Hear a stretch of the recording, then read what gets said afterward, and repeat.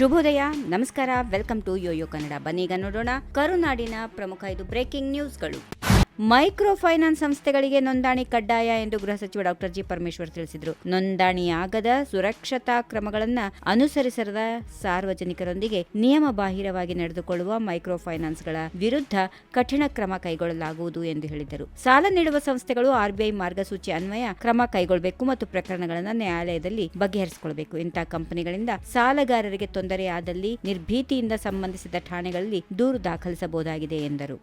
ಪೆನ್ನಾರ್ ನದಿ ನೀರು ಹಾಗೂ ಕೋಲಾರ ಭಾಗದಿಂದ ತಮಿಳುನಾಡು ಕಡೆಗೆ ಹರಿಯುವ ನೀರಿನ ವಿವಾದದ ಕುರಿತು ಕೇಂದ್ರ ಜಲಶಕ್ತಿ ಸಚಿವರ ಜೊತೆ ಚರ್ಚೆ ನಡೆಸಲು ದೆಹಲಿಗೆ ಭೇಟಿ ನೀಡುತ್ತೇನೆಂದು ಡಿಸಿಎಂ ಡಿಕೆ ಶಿವಕುಮಾರ್ ತಿಳಿಸಿದರು. ಪೆನ್ನಾರ್ ನದಿ ನೀರಿನ ವಿಚಾರವಾಗಿ 2 ರಾಜ್ಯಗಳ ಪ್ರತಿನಿಧಿಗಳನ್ನ ಸೇರಿಸುತ್ತಾ ನಿಮ್ಮಲ್ಲಿ ಚರ್ಚೆ ನಡೆಸಿ ಬಗೆಹರಿಸಿಕೊಳ್ಳಿ ಎನ್ನುವ ಸುಪ್ರೀಂ ಕೋರ್ಟ್ ನಿರ್ದೇಶನ ಇತ್ತು. ಆದರೆ ಸೋಮವಾರ ರಾತ್ರಿ ತಮಿಳುನಾಡಿನ ಪ್ರತಿನಿಧಿಗಳು ಬರುವುದಿಲ್ಲ, ಅವರು ಪ್ರತ್ಯೇಕವಾಗಿ ಮನವಿ ಸಲ್ಲಿಸುತ್ತಾರೆ ಎನ್ನುವ ಸಂದೇಶ ಇದೆ. ಅಲ್ಲಿಗೆ ಹೋದಾಗ ಇದರ ಸತ್ಯಾಸತ್ಯತೆ ತಿಳಿಯುತ್ತದೆ. ಆದರೆ ನಾನು ಆಹ್ವಾನವನ್ನು ತಿರಸ್ಕರಿಸಬಾರದು ಎಂದು ಭೇಟಿ ಮಾಡಿ ಮಾತುಕತೆ ನಡೆಸುತ್ತೇನೆ. ಜೊತೆಗೆ ಇತರ ಇಲಾಖೆಗಳ ಸಚಿವರು, ಅರಣ್ಯ ಇಲಾಖೆಯ ಸಚಿವರನ್ನ ಸಮಯ ಸಿಕ್ಕರೆ ಭೇಟಿ ಮಾಡಿ ಚರ್ಚೆ ನಡೆಸುತ್ತೇನೆ ಎಂದು ಹೇಳಿದರು.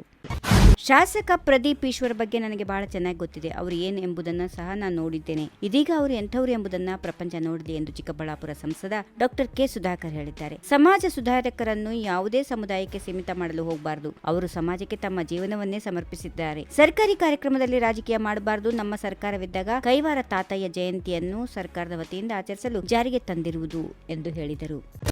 ಅತಿಥಿ ಉಪನ್ಯಾಸಕರ ಬಾಕಿ ಇರುವ ವೇತನವನ್ನು ಕಾಲಮಿತಿಯೊಳಗೆ ಬಿಡುಗಡೆ ಮಾಡಲಾಗುವುದು ಎಂದು ಪ್ರಾಥಮಿಕ ಮತ್ತು ಸಾಕ್ಷರತಾ ಶಿಕ್ಷಣ ಸಚಿವ ಮಧು ಬಂಗಾರಪ್ಪ ಅವರು ವಿಧಾನ ಪರಿಷತ್ನಲ್ಲಿ ತಿಳಿಸಿದ್ದಾರೆ. ಪ್ರಶ್ನೋತ್ತರ ಅವಧಿಯಲ್ಲಿ ಉತ್ತರಿಸಿದ ಅವರು, ಅತಿಥಿ ಉಪನ್ಯಾಸಕರಿಗೆ ಸರ್ಕಾರ ವತಿಯಿಂದ ಪ್ರತಿ ತಿಂಗಳು 10,500 ರೂಪಾಯಿಗಳು ಗೌರವಧನ ನೀಡಲಾಗುತ್ತಿದೆ. ಇತ್ತೀಚೆಗೆ ಮುಖ್ಯಮಂತ್ರಿ ಸಿದ್ದರಾಮಯ್ಯ ಅವರು ಮಂಡಿಸಿದ ಪ್ರಸಕ್ತ ಸಾಲಿನ ಬಜೆಟ್ನಲ್ಲಿ ಮತ್ತೆ 2,000 ರೂಪಾಯಿ ಹೆಚ್ಚಳ ಮಾಡಿದ್ದಾರೆ ಎಂದು ಹೇಳಿದ್ದಾರೆ.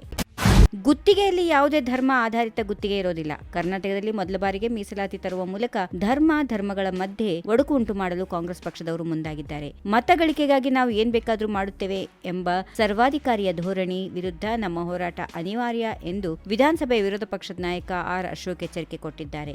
ಈ ವಿಡಿಯೋ ನಿಮಗೆ ಇಷ್ಟವಾದಲ್ಲಿ ಲೈಕ್ ಮಾಡಿ, ಶೇರ್ ಮಾಡಿ, ಸಬ್ಸ್ಕ್ರೈಬ್ ಮಾಡಿ.